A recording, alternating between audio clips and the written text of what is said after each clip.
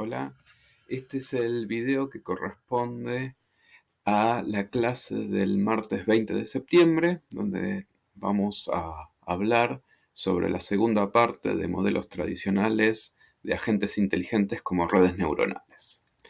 Esta presentación la vamos a hacer en dos partes. En la primera parte vamos a hablar de los modelos de redes neuronales de Hopfield, Cohen-Zom y Cohen-LBQ.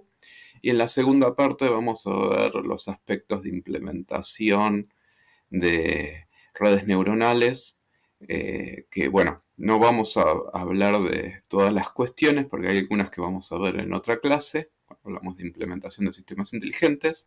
Otras cosas ya vimos en la clase de introducción a Machine Learning, pero bueno, como es un poco extenso, lo voy a dividir en dos partes. En la clase pasada nosotros vimos el concepto de redes neuronales y cómo tratan de emular el modelo biológico de las neuronas que forman parte del cerebro y todo el sistema nervioso. Y hablamos de las redes neuronales perceptron y multiperceptron backpropagation. Nos quedan entonces las redes de Hopfield, Cohen-Zom y Cohen-LBQ, que las tres corresponden a redes autosociativas, que usan las primeras dos un aprendizaje no supervisado. La tercera, la Cohen-LBQ, es una red especial que combina características del aprendizaje no supervisado con el supervisado. Y bueno, entonces vamos a hablar de estas redes que son un poco más sencillas que las redes multiperceptron backpropagation, pero también hay que entenderlas. La primera red entonces es la red de Hopfield, que es una red autoasociativa, como les decía, de aprendizaje no supervisado, que en este caso utiliza un aprendizaje que se llama Hebbiano, que ahora vamos a ver de qué trata. Y esta red, como característica en su topología, lo que tiene es que tiene una única capa. Entonces, todas las neuronas son tanto de entrada como de salida, y entre sí se conectan a través de conexiones laterales. No hay conexiones recursivas o hacia atrás, pero sí hay conexiones laterales entre todas las neuronas. El aprendizaje hebbiano que utiliza esta red se basa en un postulado de un señor que se llamaba Donald Hebb, que él detectó al momento de estudiar las neuronas del cerebro, que las neuronas que estaban más próximas entre sí, que generaban mayor influencia en otra neurona, generaba que es lo que decía, es cuando una neurona A está suficientemente cerca de una neurona B y genera la activación de la neurona B, cuando se produce el proceso de aprendizaje, cada vez se refuerza más la influencia de A sobre B. Es decir, que si siempre que A le mando una señal a B, B se va a activar, lo que va a generar a largo plazo que esa influencia cada vez sea mayor. También puede pasar al revés. Si la neurona A no genera ninguna activación sobre la neurona B, lo que va a pasar con el tiempo, en el proceso de entrenamiento, que esa influencia cada vez va a ser menor. Bueno, basada en este postulado, Hopfield propone una neurona, un tipo de red neuronal, que presenta una característica de memoria asociativa. ¿Qué significa esto de memoria asociativa? No, que trata de emular el comportamiento que tienen los sentidos del olfato, el gusto y el oído, el cual, por ejemplo, nos permite recordar cosas. Entonces acá un ejemplo de esto, acá esta recomendación que hay en internet, que te dice que cuando vos estudias para un examen tenés que mascar un chicle de un sabor, y cuando entonces vos estás resolviendo el examen, mascás ese mismo gusto de chicle, te va a ayudar a recordar mejor, porque ahí el sentido del gusto y del olfato, que está asociado a mascar un chicle, va a generar que uno recuerde los temas que estudió. Lo que no te aclaran es que vos por cada tema o por cada materia tendrías que mascar un chicle de sabor diferente, porque si no te vas a acordar de otra materia que no te va a servir. Algo similar pasa con el oído, que a veces la música nos hace recordar de situaciones o de personas. Entonces, hay en el cerebro algún tipo de memoria asociativa y Hopfield en su red neuronal trató de emular algo similar. Esta red, nosotros lo que vamos a hacer es enseñarle patrones y, por ejemplo, nos va a permitir reconstruir, luego, cuando le ingresamos un patrón que tiene cierto ruido, ciertos cambios aleatorios, nos va a permitir reconstruir el patrón original. Eso sería algo similar a una especie de clasificación, pero también lo podemos ver como una especie de reconstrucción o, o, o corrección de señales. Entonces se usó mucho este tipo de red para procesamiento de letras escaneadas y entonces esta red permitía ejecutar un OCR mejor que lo que nos daría un software tradicional.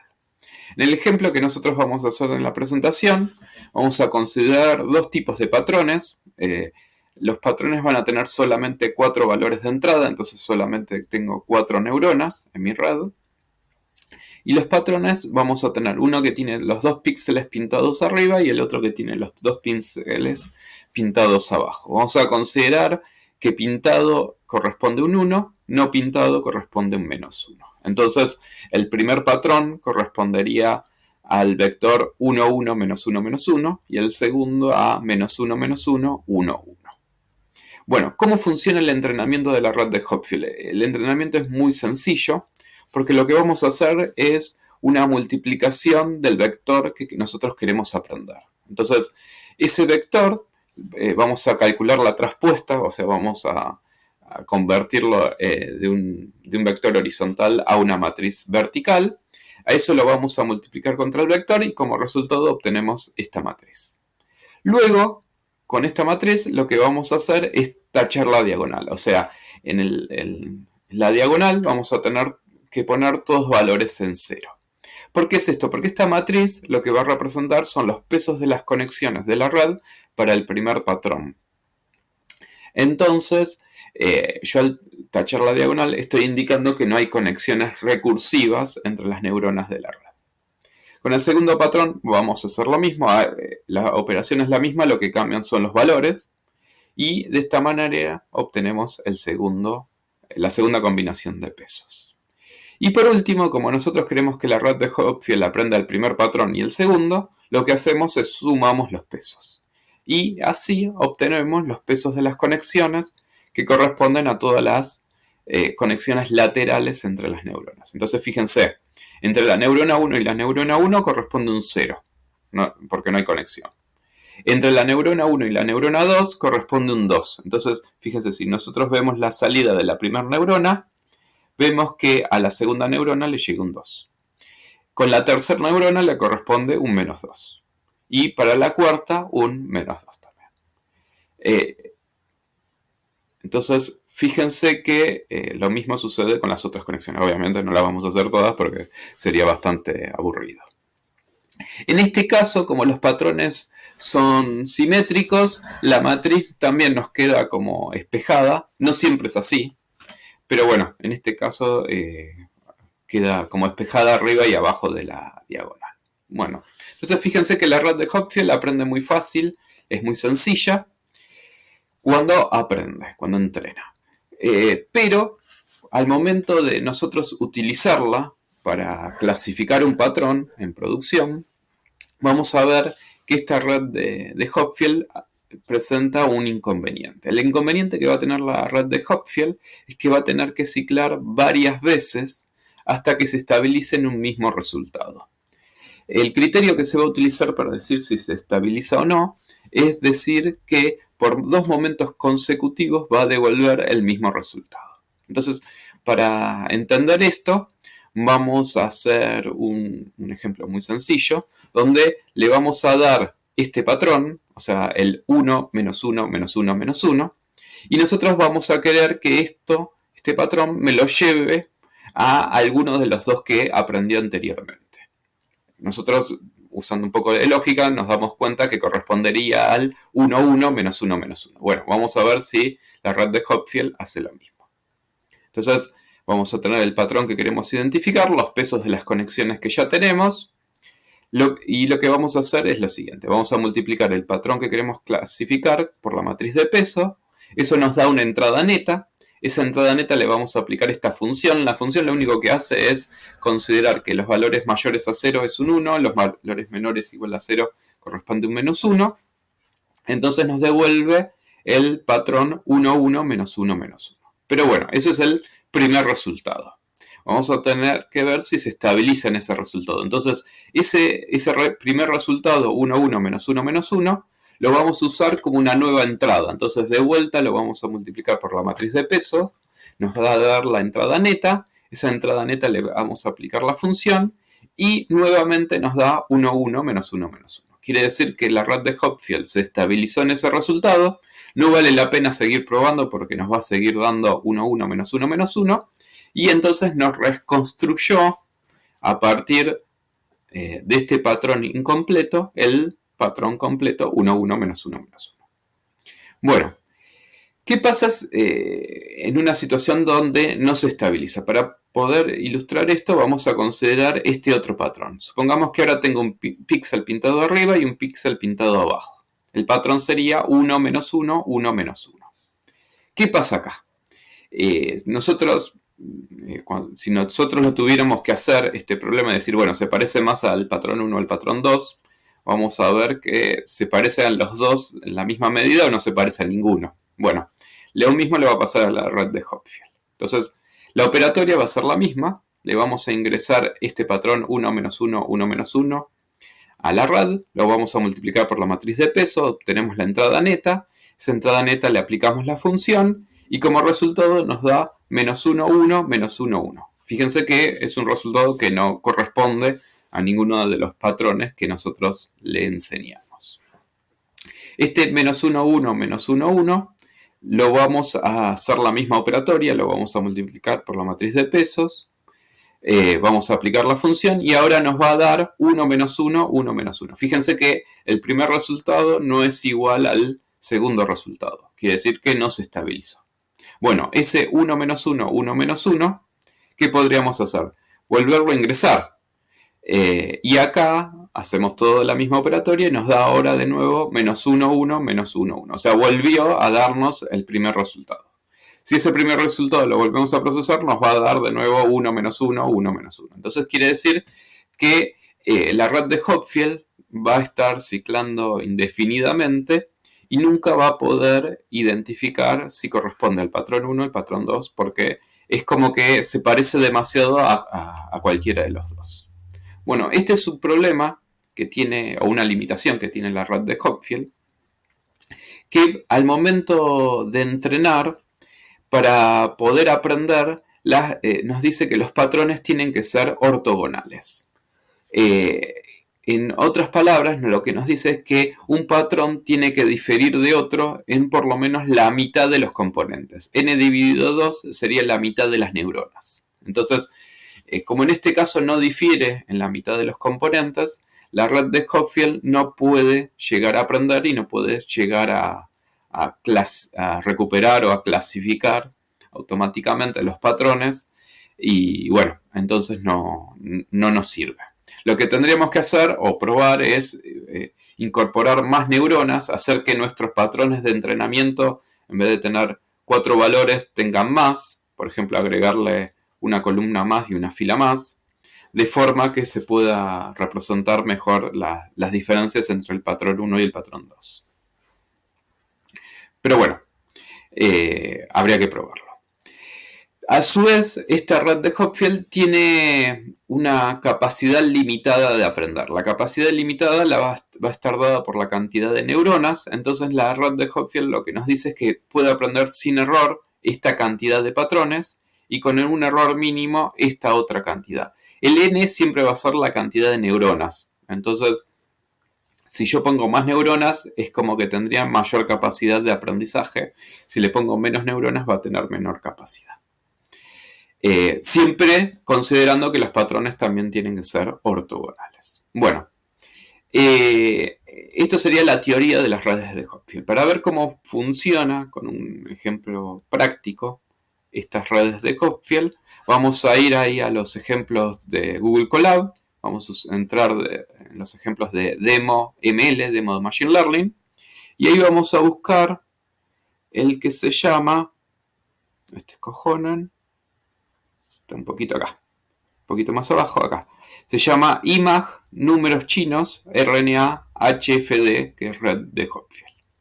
Entonces, yo ahí lo voy a cargar. Entonces, vamos a controlar que estaba grabando.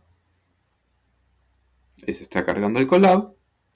En este ejemplo, yo acá lo que estoy haciendo es definiendo una red de Hopfield, que la red de Hopfield, el código está en este mismo script,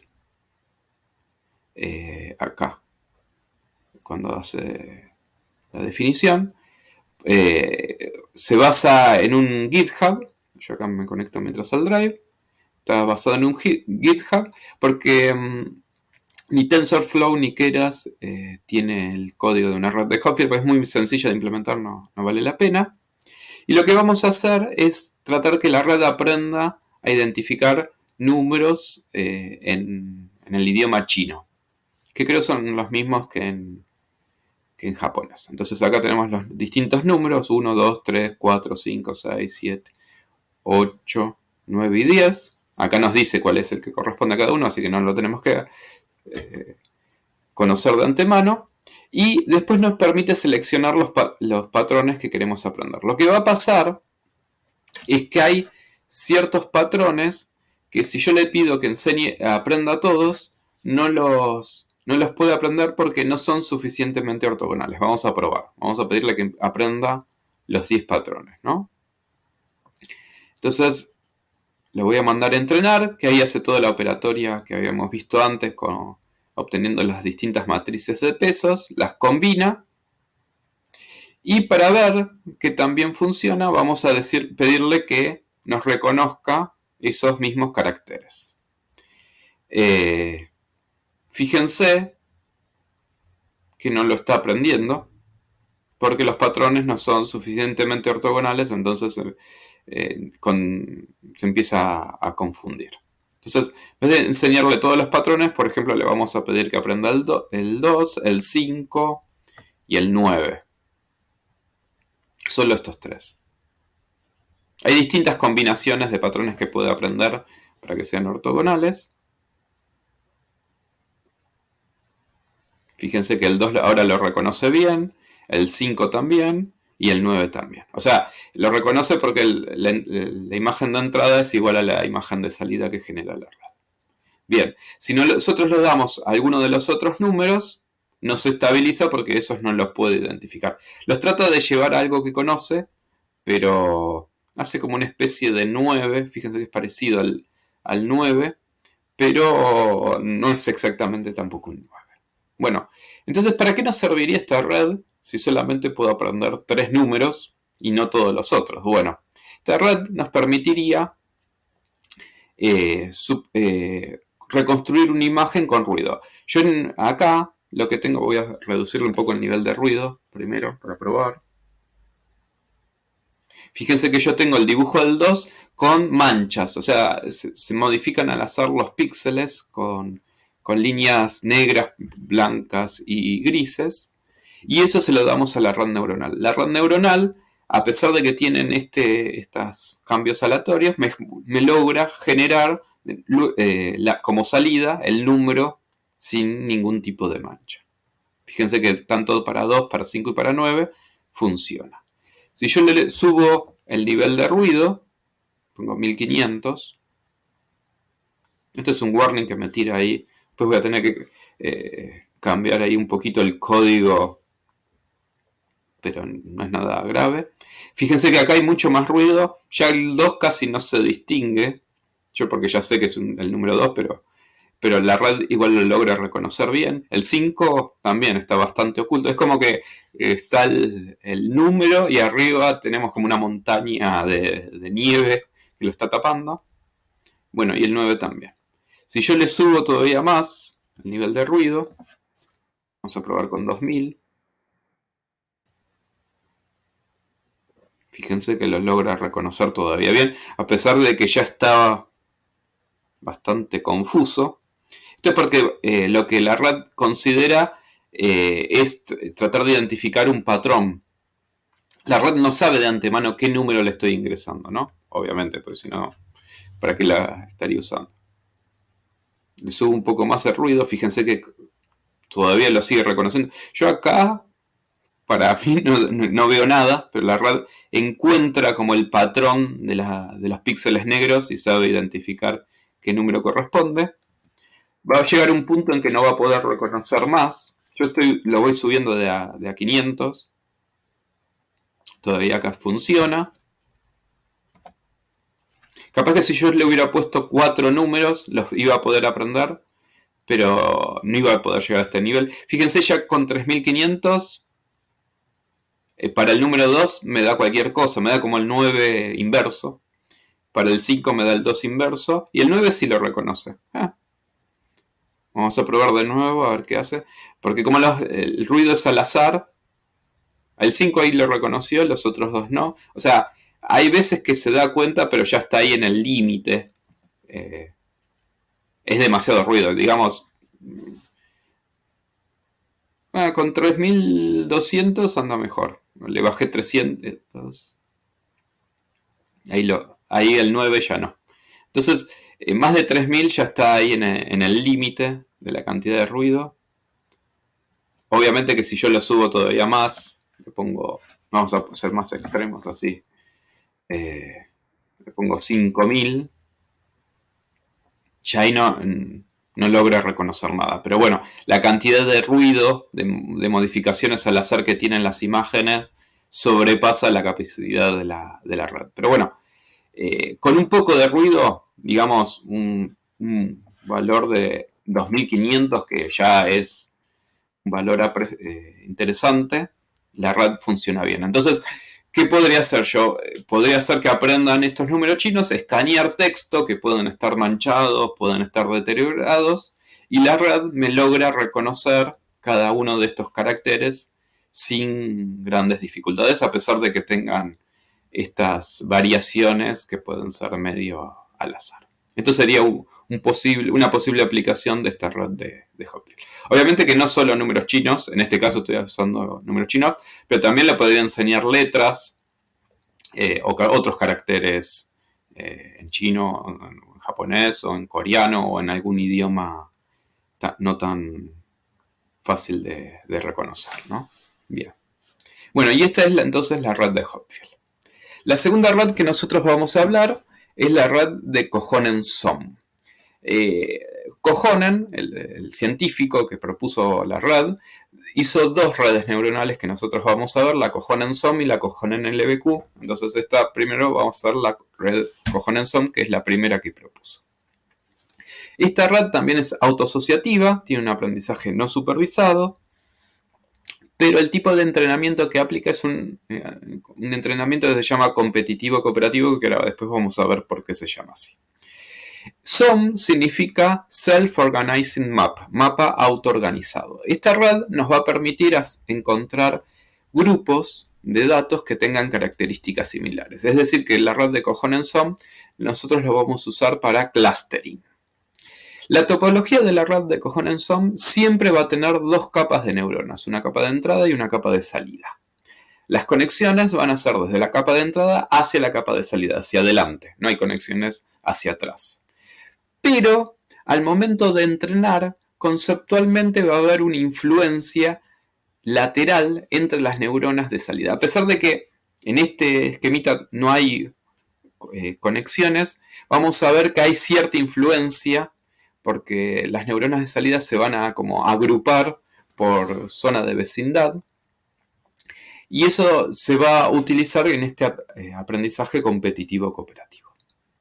Bueno, Kohonen, para proponer esta red, se basó en el funcionamiento del córtex visual que nosotros tenemos en el cerebro y el que se ocupa de identificar los objetos que nosotros miramos. Entonces, él lo que se dio cuenta es que el cerebro tiene la capacidad de distinguir un objeto de otro teniendo en cuenta las características del objeto que uno está mirando. Entonces, de acuerdo a los colores, la textura, la composición, uno puede darse cuenta que, por ejemplo, ahí hay una silla y al lado hay otra silla, que al lado hay una mesa, que al lado hay un cuadro. Bueno, esa capacidad de distinguir objetos, él la trató de emular con una red muy sencilla, y es esta red Cojonenson.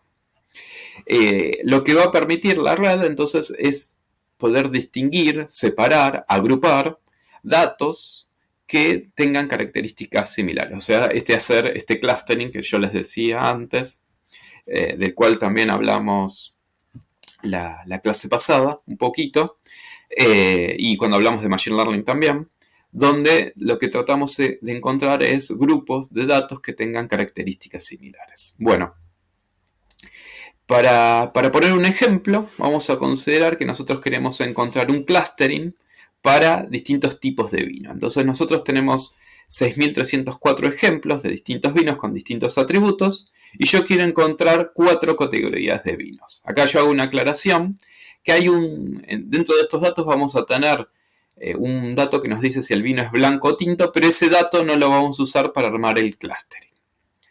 Lo que vamos a hacer es estos 6.304 ejemplos se los vamos a dar a una red de Cojonenson que va a tener 12 neuronas de entrada y 4 neuronas de salida. 12 neuronas de entrada porque tengo 12 atributos y 4 neuronas de salida porque yo quiero generar hasta 4 categorías o clusters de vinos. Las neuronas de salida yo indico que las voy a poner en una estructura de 2×2, ahora después vamos a ver por qué. Bien, para representar estos grupos yo voy a armar un gráfico ahí con este eje de coordenadas. Cada puntito va a ser un ejemplo. Acá están los vinos sin hacer ningún tipo de segmentación, sin hacer ningún tipo de clustering. Y luego del clustering vamos a ver que con distintos colores se van a representar las distintas clases. Ahora acá los puntitos rojos son los que corresponden a clase 1, los puntitos amarillos corresponden a clase 2, los puntitos... los puntitos amarillos es clase 3, los puntitos verdes son clase 2 y los puntitos azules corresponden a clase 4. Fíjense que la mayoría de los ejemplos están como divididos, pero hay alguna superposición. Esto se debe a que, bueno, estoy haciendo un gráfico en 2 dimensiones y el clúster está considerando 12 dimensiones, entonces cuando yo lo represento hay un poco de superposición. En este gráfico, de hecho, estoy considerando como atributos el dióxido de azufre total y el azúcar residual. Podría haber tomado otros, pero bueno, este es el que me pareció más claro de todas las posibilidades para el momento de generar estos gráficos. En esta tabla que aparece debajo, lo que aparece por cada una de estas clases es el centroide, el valor promedio que va a tener cada uno de los atributos. Entonces, fíjense, por ejemplo, para la clase 1, el valor de dióxido de azufre total toma valores mucho más grandes que el resto, toma un valor promedio de 170. Con clase 2 toma el valor más chiquitito, más o menos 47. Y con clase 3 toma un valor intermedio de 131 y clase 4 un valor promedio de 110. Entonces, es como que para cada una de las clases el valor, común, en el cual van a estar dispersos todos los ejemplos que se asignaron a ese clúster o a ese grupo, va a ser el que se indica. Hay algunos clústeres donde no hay mucha diferencia. Por ejemplo, en densidad, fíjense que varía entre 1 y 0,99, casi nada. Con calidad también, hay en el último una diferencia, pero tiene 6,63, el resto está en 5,59, 57 y 62. Entonces ahí hay cierto parecido. En cloruro hay un poco de diferencia, pero tampoco es tan grande. Entonces, en algunos atributos la diferencia va a ser mayor, en otros la diferencia va a ser menor. Con pH tampoco hay mucha diferencia. El dióxido libre de azufre sí hay bastante diferencia. Es bastante parecido a lo que pasa con el dióxido de azufre total, porque están relacionados.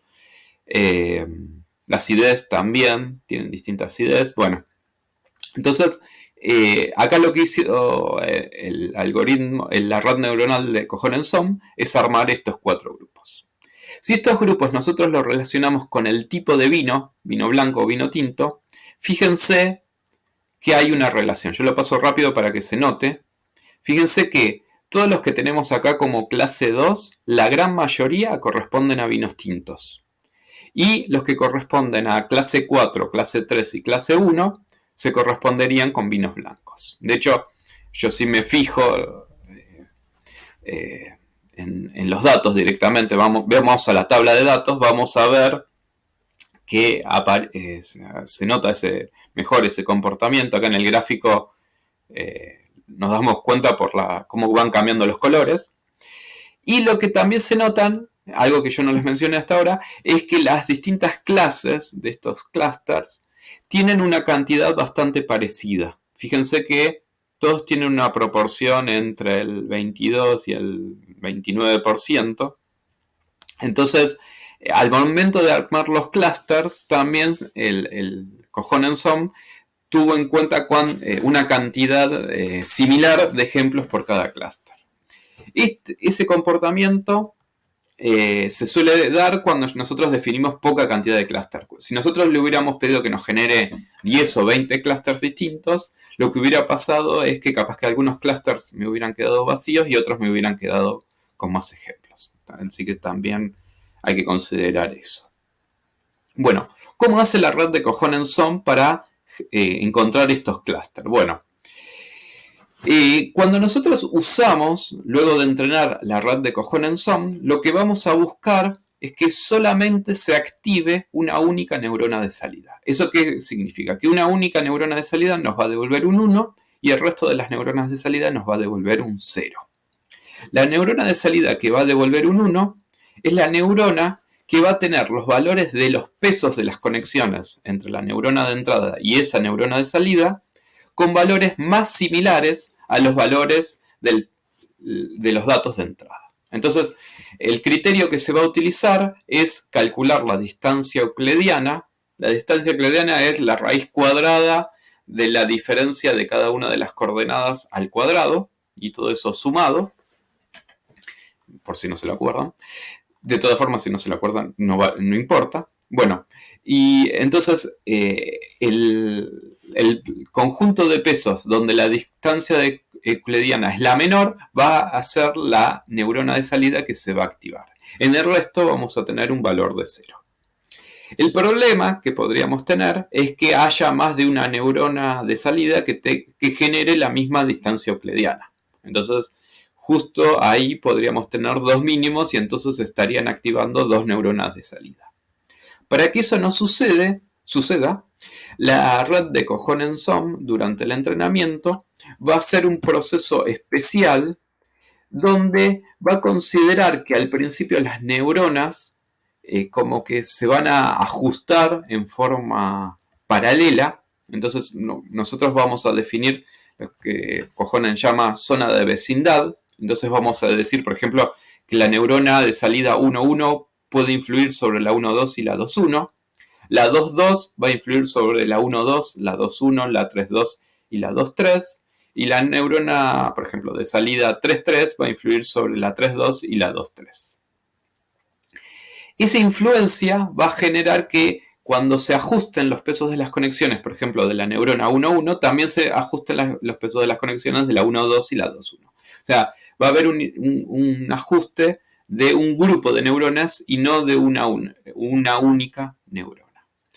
Luego de varios ciclos, esa influencia va a empezar a disminuir y ahí la red va a empezar a hacer un ajuste fino. Entonces, conceptualmente se dice que primero hace una ordenación global, porque es como que encuentra grupos de neuronas similares entre sí, y luego hace un ajuste fino. ¿Por qué hace esta ordenación global y después este ajuste fino? Porque Cohen lo que va a querer es que los clusters que se generan también queden organizados de acuerdo al parecido. Lo que va a pasar en este caso, creo que acá lo podemos ver o acá también, es que las neuronas, de acuerdo al grado de separación que tengan, tenga cierto parecido. Entonces, por ejemplo, las neuronas de salida que genera la clase 3 y la que genera la clase 4 van a tener bastante parecido, porque fíjense que los valores son más similares entre sí.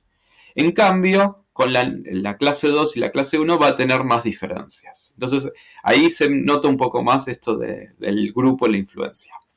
No se nota demasiado porque en este ejemplo no tengo muchas cantidades de clústeres, solamente tengo 4. Después vamos a hacer ahí lo vamos a probar en Colab y vamos a poder generar más clusters y ahí se va a notar un poquito mejor. Bueno, pero primero vamos a ver cómo funciona todo esto.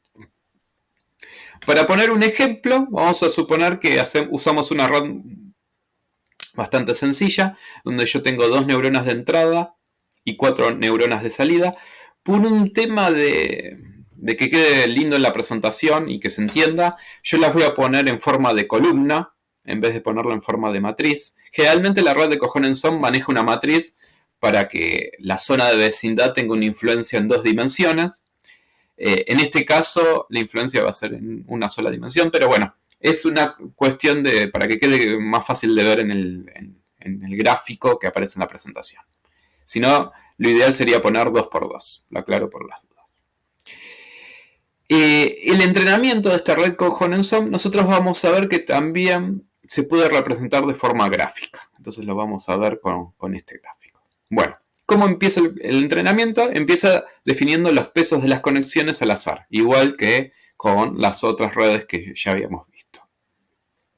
Entonces supongamos que los pesos de la neurona de salida 1,1 es 0,99 y 0,77. Eso lo podríamos representar en este lugar de este gráfico, ¿no? Lo mismo con las otras. Fíjense que la neurona 2 tiene 0,55, 0,88, la 3 0,66, 0,44 y la 3 es 0,66, 0,33 y la 4 es 0,44, 0,88. Entonces las representamos en estas coordenadas. Bien. Una vez que están definidos los pesos al azar, que eso, bueno, lo vamos a hacer en el primer paso, le empezamos a ingresar los patrones que queremos aprender. Pero supongamos que le ingresamos el patrón 1,1. Lo que vamos a hacer es buscar cuál es la neurona que se parece más al patrón 1,1, o sea, la que tiene menor distancia euclidiana. En este caso es la neurona de salida 1,1. Esto se ve bien acá en este gráfico. Fíjense, si yo tengo 1,1 acá, la que está más cercana es la neurona de salida 1,1. Esta está más o menos cerca, esta está un poco más lejos y esta también más lejos. Entonces la neurona ganadora correspondería a la neurona de salida 1,1. Bien, sobre esa neurona de salida 1,1 vamos a ver cuál es su zona de vecindad, cuáles son las neuronas vecinas. En este caso supongamos que las neuronas vecinas son la 1,2 y la 1,3, las que forman parte de su región de vecindad, porque son también las que están más cercanas a ella. Bien, una vez que definimos todo esto, vamos a aplicar esta formulita para ajustar los pesos de las conexiones. La formulita lo que hace es modifica el valor de los pesos, teniendo en cuenta el valor del peso anterior, un alfa, que en este caso el alfa no es una constante, sino que es un valor que va a depender del tiempo del ciclo de iteración. A medida que nosotros iteremos más, el valor del alfa va a tender a disminuir, porque yo quiero que haga al principio un ajuste más grande y después un ajuste más pequeño. También considero la distancia euclidiana, porque ahí estaría considerando el error, parecido como habíamos visto en multiperceptrón y perceptrón. Pero también aparece una función adicional. Esta función que aparece acá se llama función de vecindad y es la que indica para las neuronas vecinas, porque la neurona ganadora siempre va a tener la misma influencia, pero para las neuronas vecinas, cuánto va a tender a disminuir la influencia de la neurona ganadora, o sea, en este caso la neurona de salida 1,1 sobre la 1,2 y sobre la 1,3, de acuerdo a la distancia que tiene. Entonces, por ejemplo, en este caso la 1,2 va a tener mayor influencia, la 1,3 va a tener menor influencia.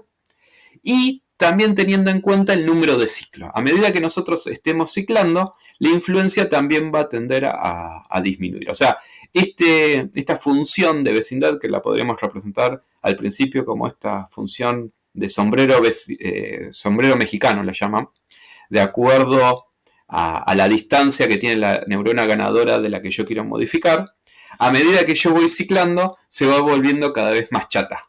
Entonces, lo que va a pasar es que cada vez la influencia de la neurona ganadora sobre las otras va a ser mejor. La explicación de eso es esta, dice, así busca que las neuronas cercanas sean sensibles a patrones de entrada similares y luego que cada neurona se especialice para un tipo de patrón. O sea, para que haya una única neurona de salida con la mínima distancia para que sea esa neurona de salida la que se active. Bueno, este ajuste nosotros lo vamos a hacer también sobre el grafo y vamos a ver que las neuronas, los valores de los pesos que tiene la neurona de salida 1, 1, 1, 2 y 1, 3 se van a tender a acercar al patrón de entrada. Entonces, para la neurona ganadora hacemos toda la formulita, aplicamos todas las operaciones y obtenemos que queda exactamente igual a 1, 1. Para la neurona de salida 1, 2 y 1, 3 hacemos las cuentas y vemos que se acerca bastante. Fíjense que de estar acá, ahora se acercaron bastante a la ubicación de este primer patrón. ¿Qué pasa? Como nosotros no le vamos a dar un solo ejemplo, le vamos a dar varios, este mismo proceso lo vamos a repetir de manera cíclica, donde cada patrón, cada ejemplo, lo vamos a tener que procesar por lo menos 500 veces. ¿Por qué 500 veces? Porque Kohonen demostró cuando propuso su red que si nosotros usamos menos de 500 ciclos, la red no aprende muy bien y entonces ahí no me va a poder generar los clusters de manera correcta. De todas formas, ciclar 500 veces tampoco es demasiado complicado, ¿no? Lo hace todo ahí la computadora. Lo que va a pasar como resultado de esto es que seguramente la neurona de salida 1,1 va a quedar cercana al patrón 1,1, la 1,2, la 1,3 van a quedar cercanas a otros ejemplos similares al 1,1 y el 1,4 va a quedar con otros ejemplos que seguramente van a estar más por este lado, van a ser más diferentes al patrón 1,1. Pero bueno, habría que hacer toda la ejecución, pero eso lo vamos a hacer ahora con Google Colab. Bueno, acá hay unas observaciones y ahí pasamos al ejemplo. Dice, se aplica a problemas de clasificación automática, clustering, sin necesidad de información adicional para realizarla, solamente necesitamos los valores de entrada. Cada neurona de salida representa una clase diferente. Entonces, cada neurona de salida va a corresponder a un número de segmento, número de clúster o grupo. O clase, también lo llaman. A mí, a veces, yo le puse clase acá y después me di cuenta que puede confundir con clasificación, pero sepan que es una clase, pero es una clase asignada de manera automática a través de clustering. Luego dice, al finalizar el entrenamiento, los valores de los pesos de las conexiones se corresponden con los valores descriptivos de la clase que representan, los centroides se llaman, generalmente, que son estos valores promedios que aparecían acá en esta tablita que habíamos visto antes. Estos que aparecen acá. Estos serían los valores de los pesos para cada una de las 4 neuronas de salida que nosotros estamos usando para clasificar los tipos de vinos. Y después creo que habla de la topología acá. Dice, a mayor complejidad de los patrones se necesita mayor cantidad de neuronas de salida. O sea, si yo tengo patrones muy complicados, generar pocos clusters, capaz que no vale la pena, me conviene usar mayor cantidad de clusters, y viceversa, si yo tengo patrones muy simples y le pido mucha cantidad de clusters, capaz que me queden clusters vacíos, sin que no incluyen ningún tipo de ejemplo, también puede pasar. Y por último dice, aunque generalmente las neuronas de salida se representan en forma de rectángulos, muchas veces son cuadrados, 2x2, 4x4, 3x3, pero también se puede definir 2x4, 1x3, 3x8, distintas formas.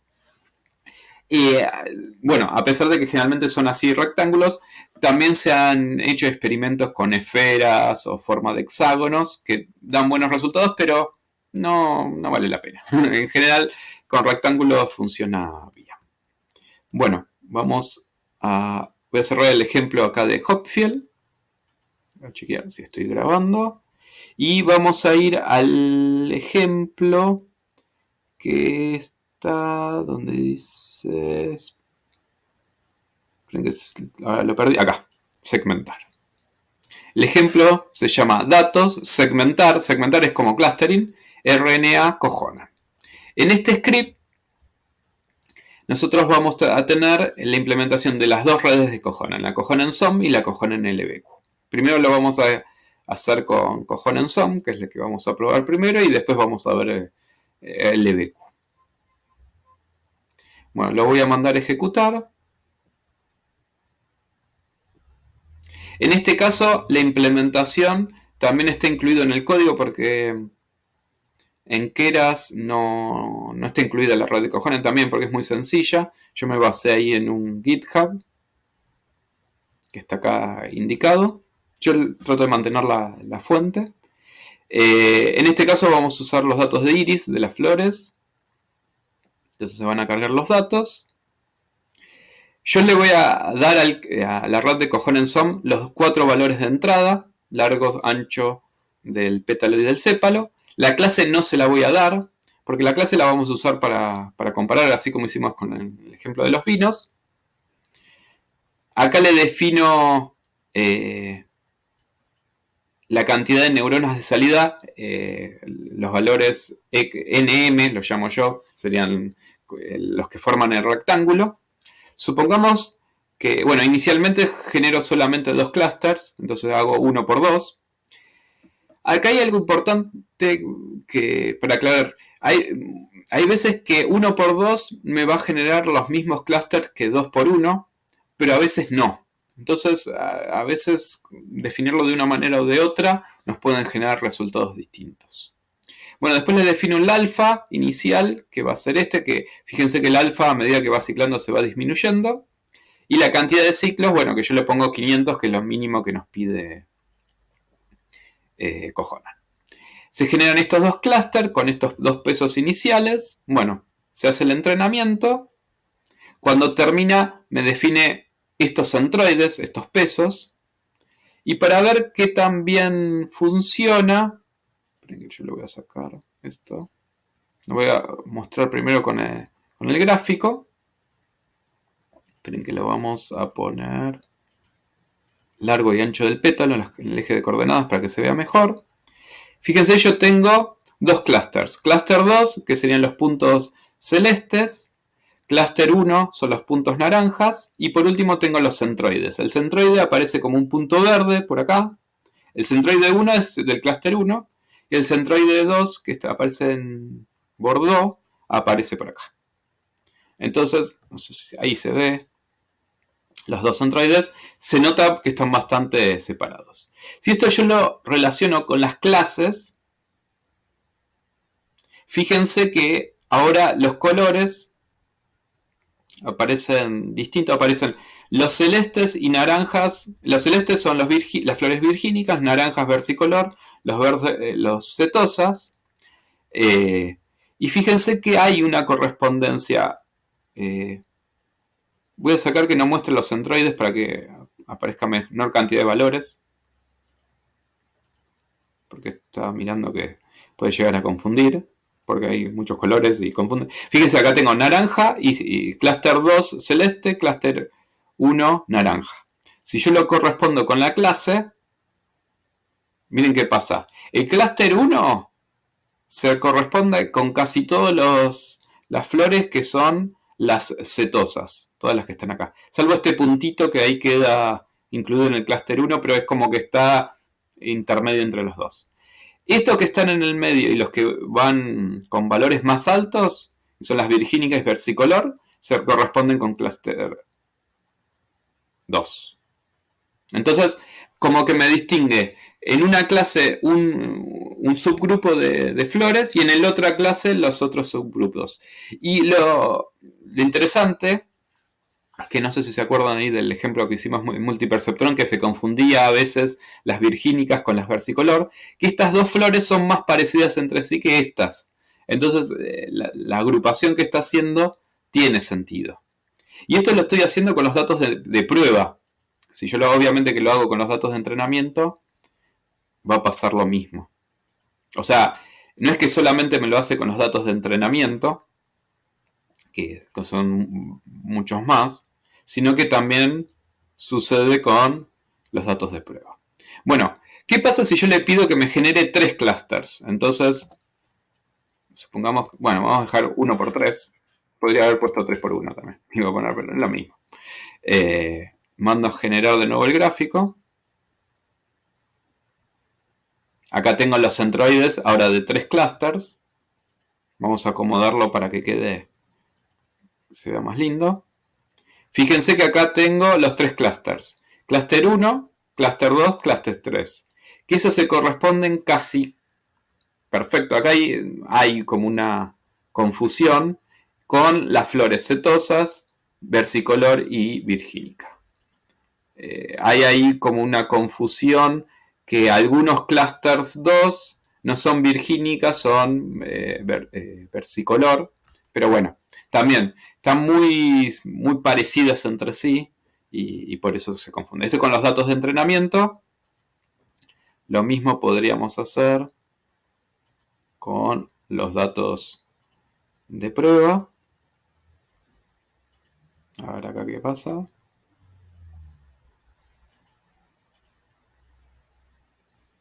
Acá estos 3 se confunden y algunos por acá también.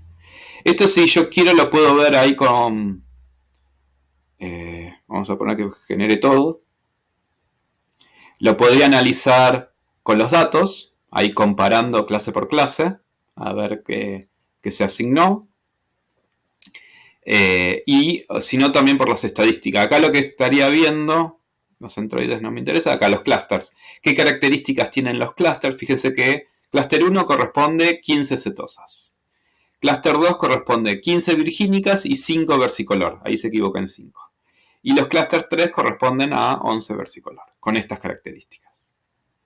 Acá le agregué también que muestre los centroides, porque como generé más clusters, para que vean que los centroides no necesariamente están en el centro, pero es como que representan los valores promedios. Generalmente, si lo graficamos, va a quedar ahí medio por el medio. Va a quedar aproximadamente por el medio de los ejemplos que nosotros estamos evaluando. ¿Y qué pasa? Bueno, como les decía, podemos probar, pedirle que nos genere mucha cantidad de clusters. Por ejemplo, le puedo pedir que me genere 9 clusters. 3 por 3 le voy a pedir.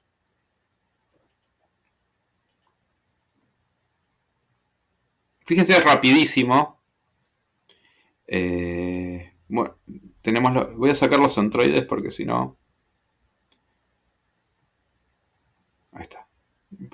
Como son 9 clusters, ya con 9 clusters más los centroides, se vuelve un poco medio complicado.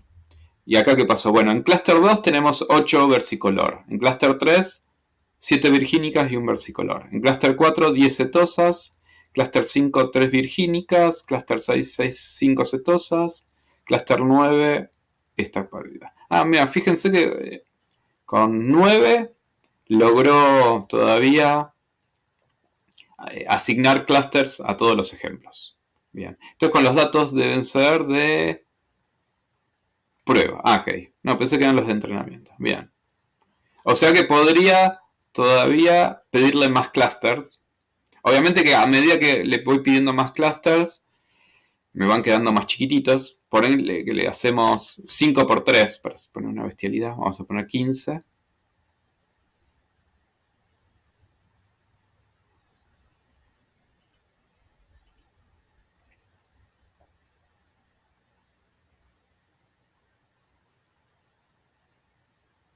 Fíjense, tenemos...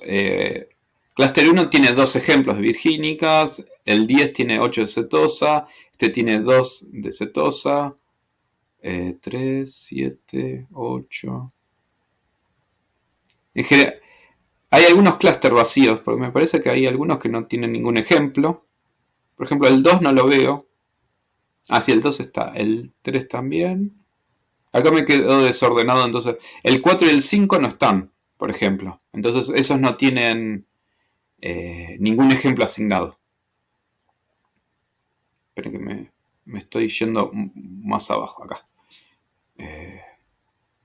3, 7, 8, 9. Sí. Fíjense que acá ya hay clusters que no aparecen. ¿Por qué? Porque no tienen ningún ejemplo asignado con los datos de prueba. Los que tienen valores asignados son estos. Y ya se hace una clasificación demasiado fina. Pues no tengo muchos ejemplos tampoco. Y tampoco tienen gran complejidad. Entonces, va a haber un punto donde tenemos que decir, bueno, ya le pedí dividir demasiado, tendría que pedir menos. Por ejemplo, capaz que con estos ejemplos ponerle 3 por 4, a ver, 12. No estoy seguro si con 12 logra... llega a generar 12 clusters. No, también se queda corto. Con los datos de prueba. Capaz que con los de entrenamiento sí. Vamos a probar.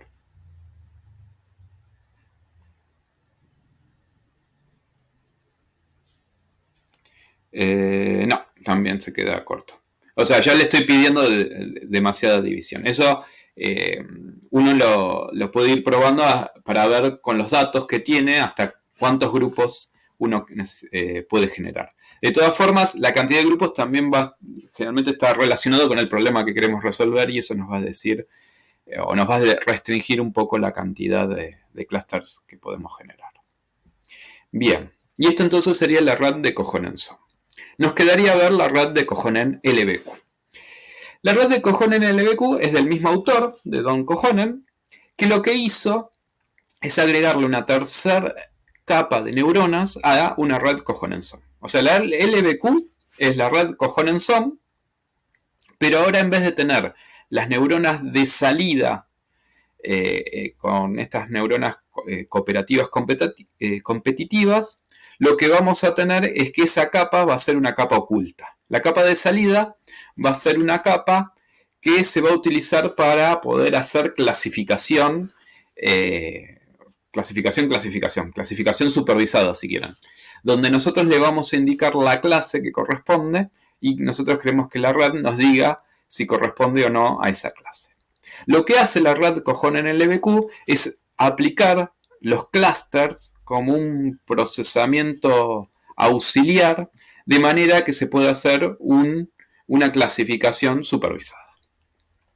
Por eso acá vamos a decir que es una red autoasociativa, pero con un aprendizaje supervisado o semi-supervisado, también lo llaman.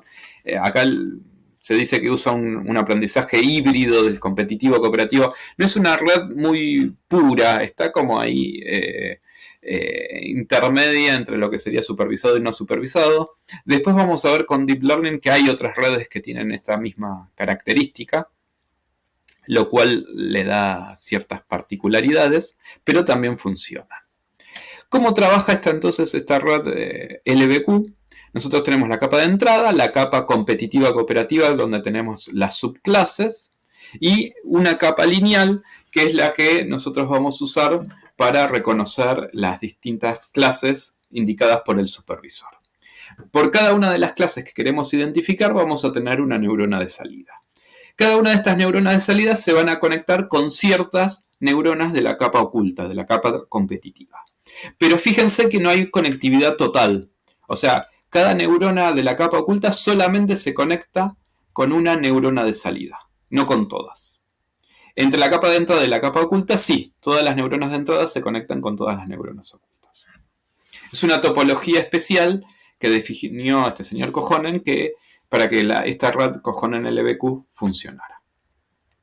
Esta red entonces la vamos a usar para identificación de patrones, clasificación, pero también se usa para generar subclases. O sea, Supongamos en el ejemplo de los vinos, que el dueño de la bodega nos dice, bueno, las 4 categorías que me diste están buenas, pero a mí me hubiera gustado tener 2 categorías para vino tintos y 2 categorías para vinos blancos. Eso lo podría haber hecho con la red Cojonenson, filtrando los datos y decir, bueno, tomo primero todos los vinos blancos por un lado, todos los vinos tintos por el otro, y aplico ahí la red Cojonenson. Pero también lo puedo hacer con una red Cojon en el LBQ de forma más sencilla, porque lo que hago es decir que el tipo de vino es la salida deseada, y lo que voy a hacer entonces es generar en las capas ocultas las 2 categorías. Entonces, esta clasificación que nosotros tenemos de vinos tintos y vinos blancos, que nosotros habíamos visto que tenía una relación, pero no es una relación perfecta entre los tipos de vinos, porque hay hay 3 categorías de blancos y una sola de tintos. Con LBQ sí la podemos lograr. Fíjense que ahora tenemos que la clase 1 y la clase 2, serían las neuronas ocultas 1 y la neurona oculta 2, se van a corresponder con el tipo de vino tinto. Esto es porque, yo me olvidé de aclarar, que yo voy a tener 4 neuronas ocultas y 2 neuronas de salida. Una neurona de salida por cada tipo de vino, y por cada tipo de vino 2 posibles categorías. O sea, 2 para blancos y 2 para tintos. Por eso 4 neuronas ocultas. Lo aclaro por las dudas. Bien, entonces, para vino tinto tenemos clase 1 y clase 2, que se dividen acá. Lo que pasa es que en estos ejemplos la cantidad de vinos tintos es la menor cantidad. Entonces, fíjense que ahora no me quedó muy parejo en cuanto a la proporción en el total, pero bueno, me quedó de esta manera. De hecho, no queda ni siquiera parejo entre los vinos tintos. Esta tiene el doble, más o menos, que la clase 2. Y por otro lado, los clase 3 y clase 4 serían las subcategorías de vinos blancos.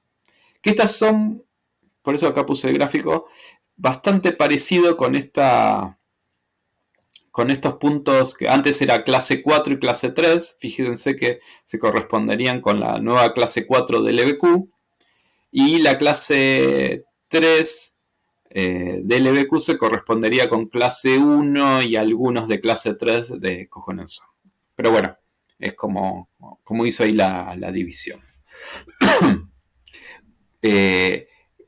Por cada una de estas clases que obtiene LBQ, nosotros también tenemos nuestros centroides, entonces también podemos hacer una descripción, esos valores descriptivos o promedios que va a tomar por cada una de las clases, y eso se lo podemos dar al bodeguero para que nos diga si estas categorías les puede llegar a servir o no. Para que la red Cojon en el LBQ entonces funcione, además de tener la topología que les comentaba recién, le vamos a agregar un parámetro especial acá, fíjense, que se va a utilizar al momento de actualizar los pesos de la neurona ganadora de la capa competitiva, que lo que va a hacer es asignarle un +1 si la clase que generó es correcta. Eso va a generar que los valores de los pesos se acerquen a esa entrada, o sea que tiendan a generar una cercanía al clúster ese que correspondía, al subclúster si quieren, y si no, le va a asignar un valor -1 para que se aleje. Entonces, de esta manera, uno podría lograr que la capa competitiva tienda a acercarse o alejarse al valor que uno quisiera. Bueno, esa es la única diferencia. Después funciona igual que la red de Cojonenson. Ahora lo vamos a ver ahí en Colab cómo está implementado. Entonces, acá las observaciones dice aprovecha muchas de las ventajas de Cojonenson para clases conocidas, se aplica a problemas de clasificación con clases ya conocidas de antemano, o sea, supervisadas. Cada neurona de salida representa una clase diferente, definida por el supervisor. Se podría ver en forma genérica los pesos entre la capa lineal y la competitiva. Se definen al inicio de forma equitativa, no se actualizan y poseen valores 1 o 0 según pertenece o no pertenece. Ahí es como que si tiene conexión tiene un 1, si no tiene conexión tiene un 0. En general los que tienen 0 no se grafican para no confundir. Y entre la capa de entrada de la competitiva son los que se definen usando igual que la red de Cojonenson. Y una aclaración que hay que tener, dice la cantidad de neuronas de la capa competitiva siempre debe ser mayor o igual que la capa lineal. O sea, siempre tengo que tener más neuronas en la capa competitiva o la misma cantidad que neuronas en la capa de salida. ¿Por qué? Porque si no, la capa de salida no se puede conectar con nadie. Acuérdense que cada una de estas neuronas de la capa oculta solamente se pueden conectar con una única neurona de salida. Bien, entonces vamos a verlo esto con Colab. Es el mismo script de datos segmentar RNA KHN de Cojonen. Entonces definimos la clase. Acá le vamos a indicar como parámetro cuántas neuronas ocultas queremos por cada clase. Yo tengo 3 clases, acá le dije 2, entonces me va a asignar 2 neuronas ocultas por cada clase. Inicializo los valores usando la RAD de Cojonen SOM por cada una de las clases. Y bueno, y hace el entrenamiento. Entonces, acá si nosotros... Voy a poner de nuevo el eje, acá las coordenadas. Fíjense, yo tengo acá la clase original. Tengo las cetosas en verde, las naranjas versicolor, las celestes, las virgínicas. Si yo lo veo con las subclases que me genera LBQ, tengo la cluster, estos puntitos azules que son los clusters 2 de virgínica por acá, los cluster violeta, el cluster 1 de virgínica, los naranjas son los cluster 1 de versicolor, que solamente, con los datos de prueba solamente tiene de estos. Y los cetosas son los puntitos verdes y los puntitos rojos que corresponden a cluster 2 y cluster 1 respectivamente para cetosa. Si yo le pongo datos de prueba, datos de entrenamiento, perdón, estos eran los de prueba.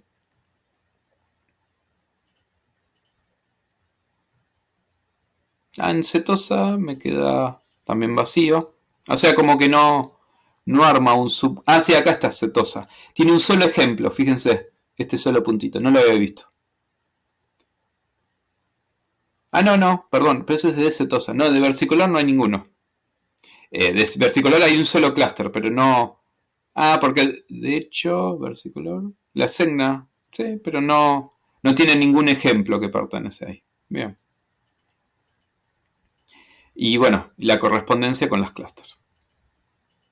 O sea, se genera un clúster que tampoco tiene ningún ejemplo.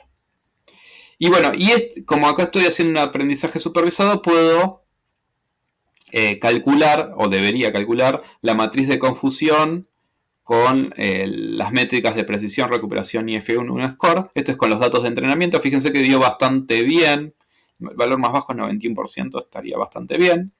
Y con los datos de prueba da un poquito mejor. Así que ahí tendríamos una red que se podría utilizar. No es perfecta, pero se podría utilizar. Si yo le pido que me genere más subclases, por ejemplo 4 por cada clúster, le vamos a poner que ejecute todo. Acá el gráfico ya se empieza a complicar porque tengo muchos colores. Se vuelve un poco ensalada. Y bueno, a ver qué pasa con las métricas. Fíjense que acá las métricas con los datos de entrenamiento bajó un poquito. Se confunde más las versicolor con las virgínicas. Y con los datos de prueba también. Antes era 94, ahora 93%. O sea, agregarle más subclases no implica que va a generar mejores resultados. Obviamente, si yo le pongo 1, también puede ser demasiado poco. Vamos a probar. Vamos a ver. Fíjense que también da peor. Aprende peor. Acá estamos ya en un 56, 68%. Ahí ya la red no es tan confiable. Entonces, definir la cantidad de neuronas ocultas también es una cuestión de probar y analizar a ver qué está pasando. Esta sería la mejor que genera para los datos de iris. Podríamos hacer lo mismo con los datos, los datos de los animales. A ver qué pasa. De hecho, cargamos los datos de los animales, estos que nos van a permitir, la idea es tratar de identificar a qué especie corresponde. Vamos a ver qué pasa con los clusters. Acá tengo 12 clusters. Para analizar es un poquito demasiado. Vamos a poner que solo genere 4.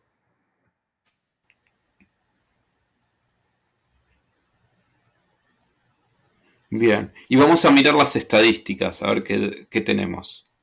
Tenemos que cluster 1, ¿con qué se corresponde? Con animales que por el promedio casi ninguno tiene pelo, no tiene plumas, eh, tiende a poner huevos pero no tener leche, no es aéreo y es acuático.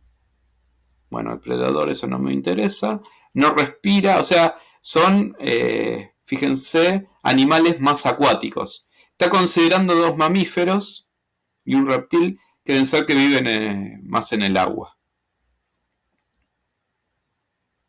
Pero va tirando por ahí. En el clúster 2, a ver por los valores, pone huevos, no tiene plumas tampoco. Tiene muchas patas, fíjense la cantidad de patas. El promedio es 6,37. ¿Por qué? Porque está ahí metiendo todos los invertebrados y los insectos. En el anterior, fíjense cantidad de patas, yo me olvidé de verlo, era 0. Entonces eran los acuáticos que no... La aleta no lo considera como cantidad de patas en estos datos. El clúster 3, ¿qué pasa? El clúster 3 tiene columna, respira, o sea que es terrestre. Cantidad de patas 2. Plumas puede tener o no, puede no poner huevo, puede poner o no leche. Es como que está considerando las aves y los mamíferos, que tienen 2 patas. Y en el clúster 4 no tiene plumas, no es aéreo, tiene columna, respira, también es terrestre y tiene 4 patas. O sea, todos los animales que tienen 4 patas. O sea, parecería que uno de los atributos que tuvo mayor influencia en armar los clústeres es la cantidad de patas. Y después el resto. O sea, si tiene 4 patas, clúster 4. Si tiene dos patas, clúster 3. Si tiene más de 4 patas, clúster 2. Y si no tiene patas, clúster 0. Entonces, eso se corresponde también con animales acuáticos, terrestres. Bien. Entonces, el gráfico podríamos intentar ponerle por la cantidad de patas. El tema es que como la mayoría de los atributos son binarios, 0, 1, el gráfico queda medio feo de ver. No vale la pena. Por eso lo vi directamente con las estadísticas. Y bueno, ¿y qué pasa con LBQ? Con LBQ, fíjense, bueno, no prendió muy bien. Hay algunos que están en el 50%. Y con los datos de prueba está un poquito mejor, pero pez e invertebrado está bajo y reptil está todo en 0. Entonces no aprendió bien. Acá ¿cuántas clases está generando? 2. A ver, vamos a poner 3 por cada. A ver si mejora o empeora.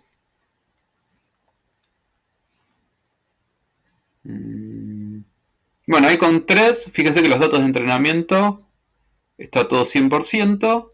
Y en prueba, se confunde. Lo que pasa es que con pez... No, se está confundiendo un reptil. Hay un reptil que lo está confundiendo con pez. Acá. No, arriba, perdón. Reptil lo está confundiendo con pez. Justo abajo estaba pez y ese estaba bien. Es este punto. Pero si no está bastante mejor. O sea, yo acá le puse 3 clases. Si le pongo 4, vamos a ver si mejora ese caso o capaz que no. A veces cuando tenemos pocos datos también, bueno, ahí se mantiene y acá también se mantiene la misma confusión. No, de hecho hay una confusión también acá, anfibio invertebrado ahora, que no la vi en el anterior, capaz que estaba y no la detecté. A ver. dos los voy a volver a ejecutar. Entrenamiento. No, acá anfibio e invertebrado estaba bien. Bueno, tenemos esa confusión entre pez y reptil. Pero bueno, yo acá lo que haría capaz que es traer más ejemplos para probar. Porque con 2 ejemplos, capaz que justo es un caso particular. Pero si no, bueno, no es confiable para estas 2 clases. Esta red LBQ no sería confiable. Tendría que usar otro tipo de red. Bueno, listo. Con esto, ahí terminamos esta primera parte de la presentación. Lo último que vamos a mencionar es este cuadro comparativo. Este cuadro comparativo es como una especie de resumen de los distintos tipos de redes que vimos, las redes tradicionales. Así les pueden ayudar para poder organizarse al momento de estudiar. Bueno, en el siguiente video vamos a ver toda la parte de ingeniería, con algunas recomendaciones al momento de implementar algún tipo de red neuronal. Vamos a ver algunos ejemplos más y vamos a ver también algunos ejemplos de aplicaciones. Bueno.